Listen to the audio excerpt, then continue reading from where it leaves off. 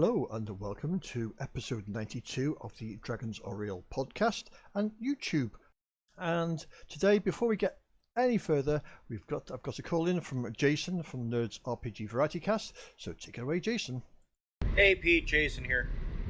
Interesting to hear your comparison to 2d6 sword and sorcery or fantasy systems. You might have mentioned, I was listening in the car, so I might have missed it, but the only price I heard you mentioned for Barbarians Lemuria was $28 hard copy or hardback. There is a softback for cheaper, and the PDF is only $4 American. I don't know what it is in pounds, but I bet you the PDF for Legendary is pretty cheap over there as well. So I just want to throw that out there, that it's not... In your show, you made it sound like it was much more expensive than any other option. I don't necessarily know that that's true. But anyhow, very interesting comparison. Thank you for doing it, and I will talk to you soon. Thanks for that call, Jason. Yes, I'm always glad to clear up any ambiguities. As with anything I mention in this podcast, please always check out DriveThruRPG or the publisher's website in case I do miss anything out, or quite often the price I give you is at the time of publication and prices do fluctuate, so in that case always check with the publisher. Right, let's get on to the show then. So back in February of this year I covered ZineQuest and I looked at several zines coming out, so I thought this would be an ideal time to catch up with some of the zines that have already delivered. So I'm going to look at 3 zines today that have already delivered out of the plethora that I backed, and the first one is called Darkest Demons, Devils and Dungeons, and this promised to be 3 zines, each one of the zines covering an adventure. Then there were some demons and some devils, and the 3 booklets are 22 pages each. And let's have a look at what we've got. So we'll start off with Darkest Dungeons. So Darkest Dungeons is a short one-shot dungeon for 3 to 5 characters of 5th to 7th level, and it utilises the monsters and lore from the Darkest Demons and Darkest Devil tracks. This scenario can be dropped into any small town the PCs are passing through or travelling to. So the adventure begins with the PCs enjoying the local tavern or going about their business when a townsperson rushes in proclaiming monsters or desecrating graves in the town cemetery, which should motivate the players into action. And as I can see from the PDF, we've got some nice black and white artwork there. I'm not going to go through details of this because I might spoil it for anybody. So that was the adventure, and then with the adventure you get 2 other PDFs, the first being Darkest Demons, and demons are entities of pure chaos, and it includes a number of demons, and you get their common statistics, you get their name, their level of difficulty, what they're attracted to, any hideous acts, their XP, their armor class, and a wealth of information about them. So if you want to include a demon in your game, then this is a very nice way to do it. And again, it's got some nice black and white artwork and all the work's been done, and as you can see there's some really strange demons like the Conglomerax demon, which is attracted to those who are racked with such guilt they cannot function. So some nice demons in there. And also we get the Darkest Devils PDF. Devils, unlike the case of the demons, are insidiously lawful.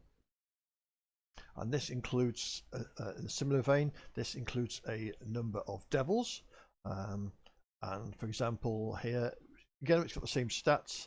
The Devil's Advocate are some of the most feared by the other devils in their hells. They have a way of swooping in on lesser devils' contracts, not invalidating them unless souls are shared with the Advocate or simply replacing the mortal's contract with one of their own. And again, it's got some nice black and white art. So this, when I backed this was $6 for these 3 PDFs, and I'm quite happy with what I got for my money with that one. The next one up is BEstitchARY for Mort Borg, and this is available on itch.io currently for those who didn't back the Kickstarter. This was €6 pledge, and for this you've got The way BEstitchARY works is it's got two halves of monsters and you can mix and match them like the old flip books. So the idea is that you can just use the creature as it is, but each are interchangeable with each other. So if I flick over to the PDF, the first PDF comes in a nice two-tone color, and this one's for printing out, and you can create 900 fused creatures. And basically what you do is you print the pages out, then you cut them all out, and then you can mix the left and the right size. So for example, here you've got a goat. So if you just wanted the goat by itself, then those are all its figures. But what you can then do is pick the left hand side with the right hand side. And to show you how you do this, you also get another PDF that comes with the purchase called the Stitchery. And basically this will randomize your creatures, or you can pick them. So for example, if you click on stitch them, I'll get my first creature, which is a Skeletor. And this is morale 8, shield and sword D6, 16 hit points, glimmer hide of a D6, and its height 10 foot by 10 foot 5 inches. And you get each side of the animal gets, or the creature gets, its own ability, so it mix and matches the ability. So with the Skeletor, when encountered, it looks like a regular creature based on its other half. When someone gets near, it bursts out and lands a free attack.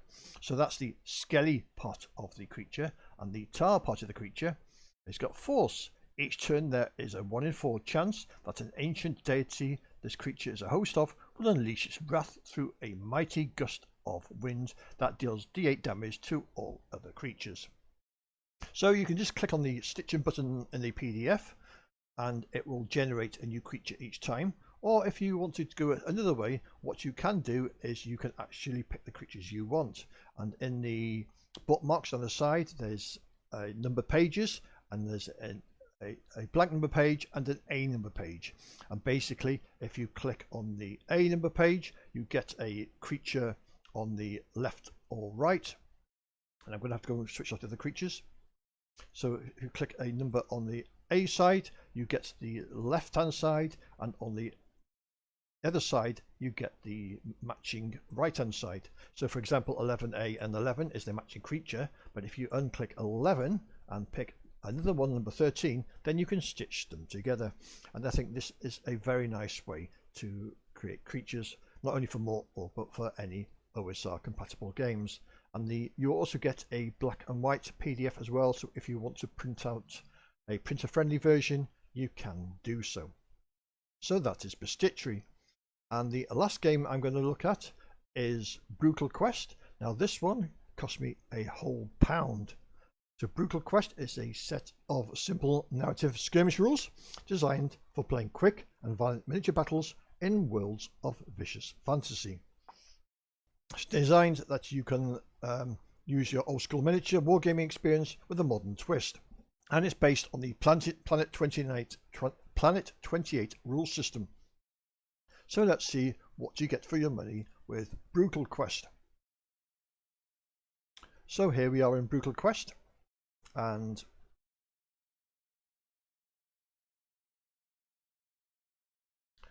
all you need to play is a set of polyhedral dice, a tape measure, pen and papers, and tokens, and your minis.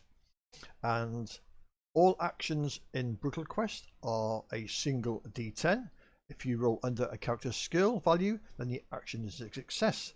And if you roll equal to or over the action, it is a failure.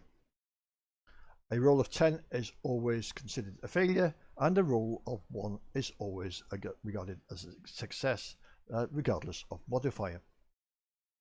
The characters have several abilities. You have agility, melee, ranged, awareness, and psyche. So agility is for your initiative when the character acts in a turn. Melee is your hand-to-hand fighting. Ranged is range fighting. Awareness is how you respond to your surroundings, and psyche is how they cast spells. And there's also a list of skills for each warband. Your speed is how far you travel in centimeters. Hit points, how many hits you've got.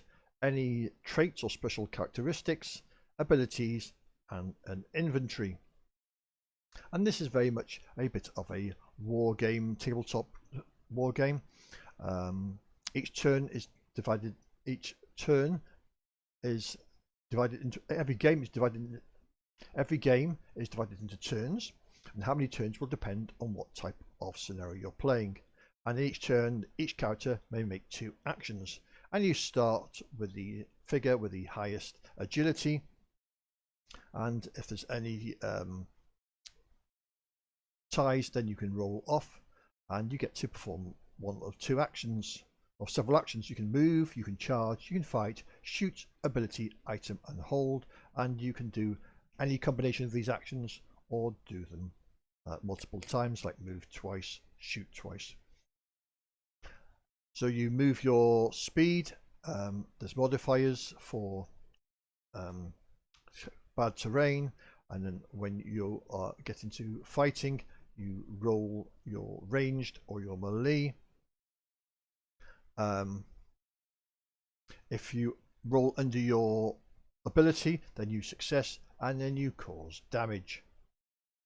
So let's have a look at what sort of weapons we've got. So we've got all types of weapons with sizes, damage, ammunition, types of armor. There is a brutality mechanic, and throughout the game you'll gain brutality points by completing certain criteria, and these points can then be spent in game to provide rerolls, modifiers, or even extra action. And a character may have a maximum of 6 brutality points at any one time. And there's a cost for spending your brutality points. And then you've got warband creation. So building your own warbands is one of the main core parts of this system. And you have some points to spend. You have a point buy system, and then you spend your points to buy your skills. Every character starts with 20 hit points, and then you have some traits which you can spend money on, and then you can generate some games, some scenarios. There's some scenarios you can roll for as well. There's a campaign system. So there's a lot of information in here